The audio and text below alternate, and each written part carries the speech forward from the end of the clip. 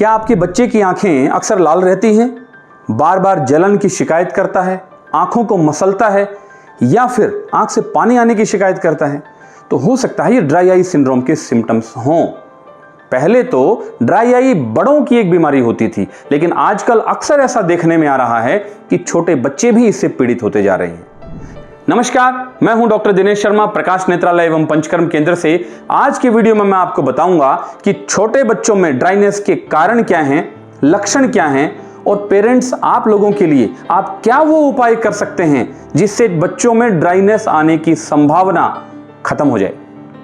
आजकल के बच्चों की दिनचर्या पहले के मुकाबले बहुत बदल गई है।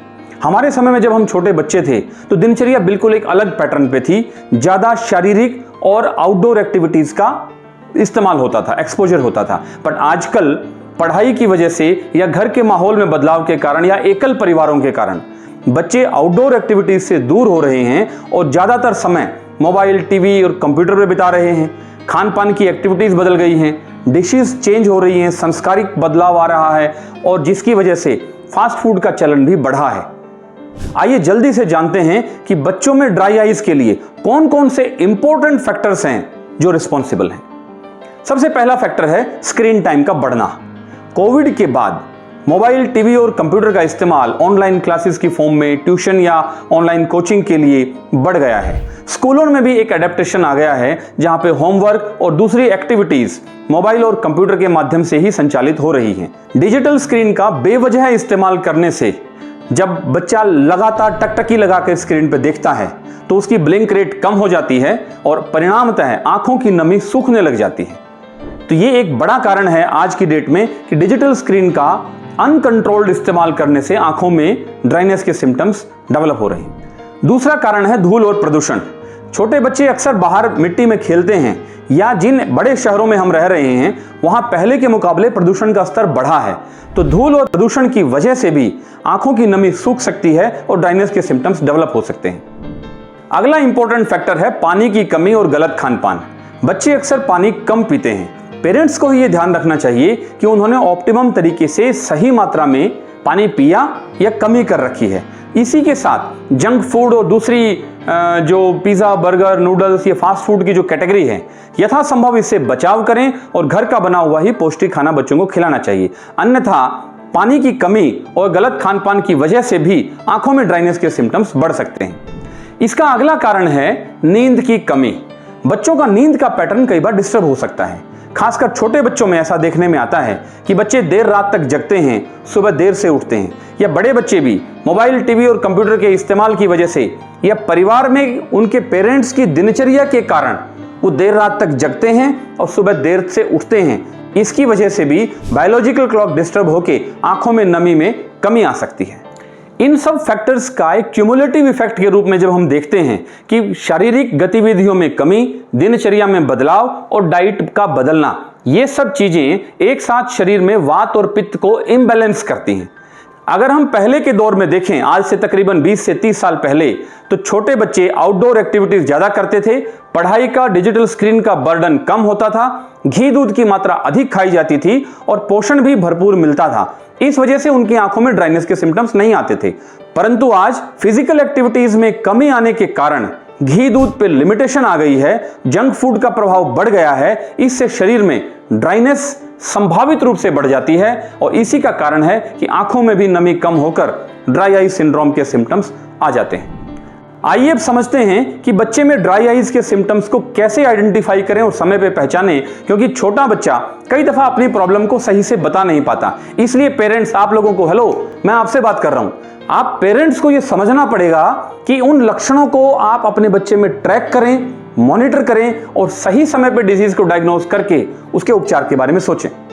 मैं आपको क्विकली कुछ सिम्टम्स बताता हूं जो अगर आपको अपने बच्चे में दिखें तो आपको डॉक्टर से सलाह लेनी है।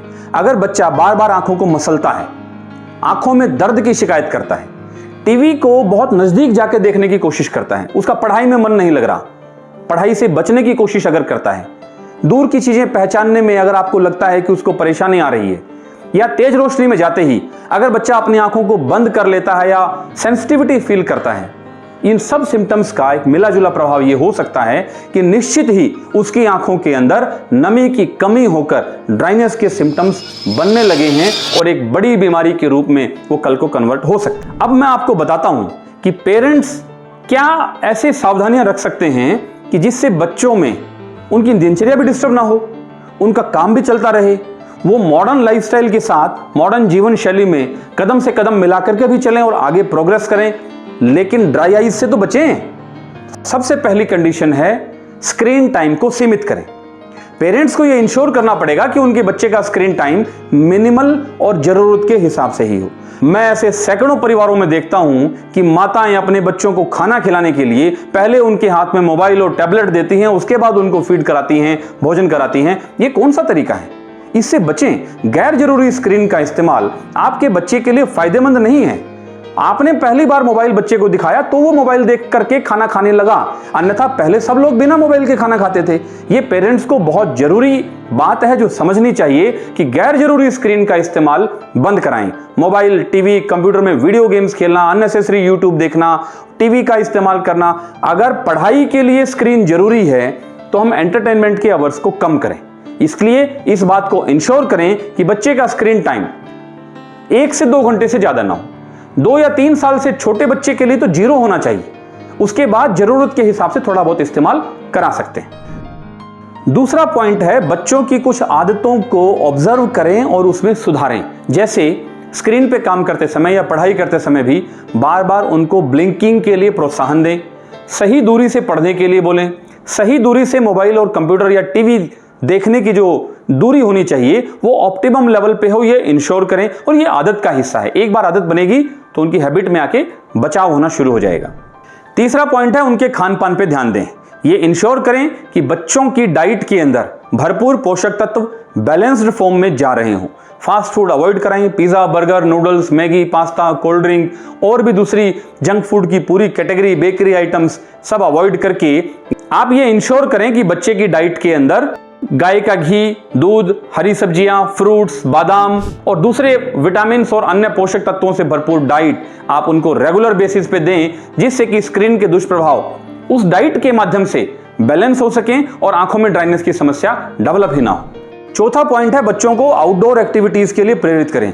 छोटे बच्चे अगर सेडेंटरी रूप में बैठे रहेंगे और फिजिकल एक्टिविटीज कम करेंगे तो उनकी ग्रोथ भी अफेक्ट होगी, ब्लड सर्कुलेशन प्रभावित होगा और आंखों में नमी आने के चांसेस बढ़ जाएंगे। फिजिकल एक्टिविटीज, दौड़ भाग और स्पोर्ट्स करने से क्या ब्लड सर्कुलेशन बहुत तेजी से बढ़ेगा, खाया पिया भी हजम होगा, डाइजेशन इंप्रूव होगा, बॉडी में न्यूट्रिएंट्स एब्जॉर्ब होंगे और इससे इनडायरेक्टली हम आंखों की ड्राइनेस को भी बेहतर तरीके से बैलेंस कर पाएंगे। इससे बचाव की आज की प्रक्रिया में 5वां पॉइंट है आयुर्वेदिक उपचार।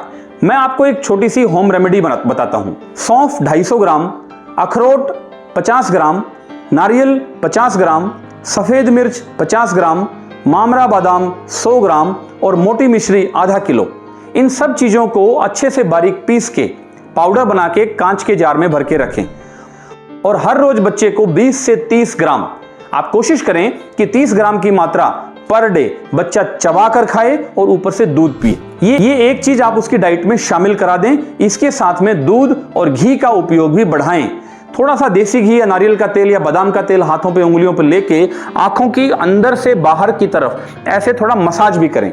सिर में भी तेल लगाएं, पैर के तलवों में भी तेल की मालिश करें। ये होम रेमेडियल उपचार आपके बच्चे में अगर ड्राइनेस के सिम्टम्स आ भी गए हैं तो भी रिवर्ट करेगा, इनिशियल स्टेज की ड्राइनेस को ठीक करेगा, क्योर करेगा और ड्राइनेस आने से तो परमानेंटली रोकेगा।